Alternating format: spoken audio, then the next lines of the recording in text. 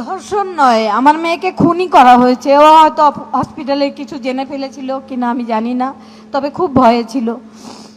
ইনি হচ্ছেন অভয়ার মা, আর তিনি এখন এমএলএ। আর তিনি এখন কাঁদতে কাঁদতে বলছেন যে তার মেয়ের নাকি ধর্ষণ করা হয়নি, তার মেয়ে নাকি কিছু জেনে গেছিল, সেই জন্য মেরে ফেলা হয়েছে। তাহলে এই নিউজটা দেখো।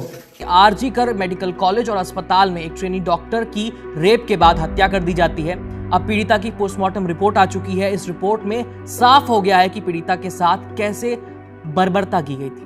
रिपोर्ट भी संजय रॉय ने ट्रेनी डॉक्टर के साथ बर्बरता की सारी हदें पार कर दी। रेप करने के बाद आरोपी ने दोबारा पीड़िता का गला दबाया ताकि उसके बचने की कोई गुंजाइश न रहे, और इसकी वजह से पीड़िता की गर्दन की हड्डी टूट गई। हुआ है वो ये कि पीड़िता की बॉडी में डॉक्टरों को 151 ग्राम सीमेन मिला है, और इतना सीमेन आमतौर पर एक पुरुष से नहीं निकलता। ऊपर से पीड़िता के साथी डॉक्टरों को यह भी शक है कि संजय के साथ इस क्राइम में कोई और भी था।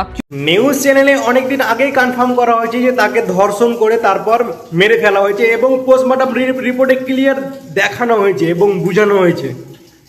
তারপরেও আপনি এখন বলছেন আপনি এখন একজন এমএলএ, আপনি এমএলএ হয়েছেন তার ন্যায় বিচার দেওয়ার জন্য, আর এখন আপনি এমএলএ হয়ে আপনি এখন একটা মিথ্যা বয়ান দিয়ে দিলেন যে আমার মেয়েকে ধর্ষণ করা হয়নি, আমার মেয়ে কিছু জেনে গেছিল, সেই জন্য তাকে মেরে ফেলা হয়েছে।